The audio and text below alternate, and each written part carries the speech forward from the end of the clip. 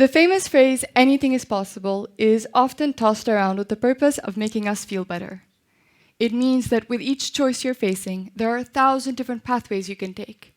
It means that you can achieve anything, because the world of possibilities is endless.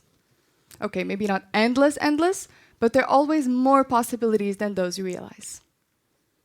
I'm Laura, and I think of life as a long road. This might sound a bit too boring of a representation, but I believe it works. Life is full of ups and downs, right? But no matter the circumstances, you'll always reach the next crossroads, which just might be the change you're looking for.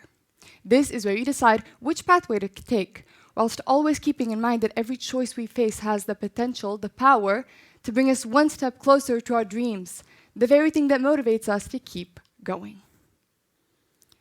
I know it's easy to move in the direction that's most common or expected, but keep in mind that in doing so, you might be ignoring better options for you.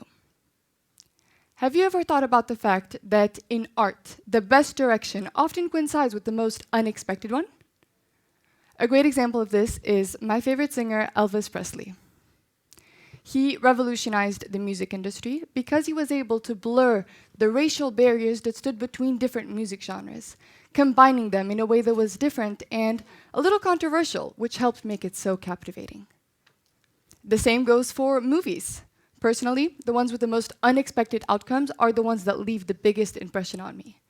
Every time a main character dies or turns out the big sacrifice was actually pointless, I find the movie stays with me long after it's over.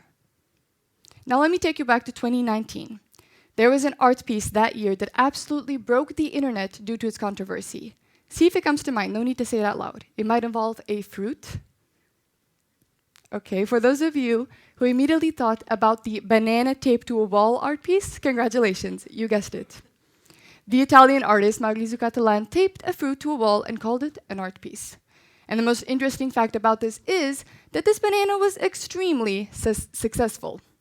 Not because it was time-consuming or so challenging in terms of display, because let's be honest, we could all do something like this, but because it got everyone asking themselves and the people there around, can this really be considered art? The truth is, we tend to ask that a lot these days. This sort of modern art might not be for everyone, but at least we know there's always meaning behind it, a message the artist deemed necessary to convey. Like these artists, I believe you should do what feels right for you, even if it's a bit out there. Because as I'm sure you've noticed, things always work out better if they feel right to us, if they hold our motivation. This is exactly why we're usually good at the things we enjoy doing, or why we're better at the subjects we're most interested in. Of course, there's no guarantee that these unconventional paths will turn out to be the best choice you ever made. But as I once heard in a movie, if you feel it, chase it. The truth is, we can never be 100% sure of how your actions will affect your future. Not entirely. You know that each outcome will arrive as a different shade of your life, like a new school or a new group of friends. But you'll probably keep asking yourself, have I made the right choice? Or was this actually the road to a flagrant mistake? Now, ideally, you would figure out the answer and be happy with it. Yet there's always the chance that right after you make your choice, you'll start to feel underwhelmed, and with each step you take, you find yourself closer to regret. Now, I don't know about you, but I've noticed that for me, regretting a mistake always seems to outweigh being happy about an accomplishment. I've been an athlete since I was 5 years old, and for 10 years, I lost count of how many gymnastic competitions I went to. I don't remember the number of times I stood at the podium receiving a medal, but it's probably really close to the number of times I felt like I failed. Looking at the bigger picture today, I realized that, especially as I got older, I cared way more about the times when I failed than the times I wore a medal. Because although this is pretty and shiny, the feeling of failure is heavier. And even though we all have heard that mistakes are what makes us human, and we know that's true, but that doesn't always seem to lighten the pain, does it? And maybe that's okay, maybe that's just how we're wired, focusing on our mistakes more than our successes. And although that sounds a bit sad, when you think about how the opposite would look like, it might be for the best. Think about it. Do we enjoy being around people who only talk about their success, where mistakes are never admitted? These people act like they've never made a single mistake in their lives, but everyone has made them. You know it, and I know it.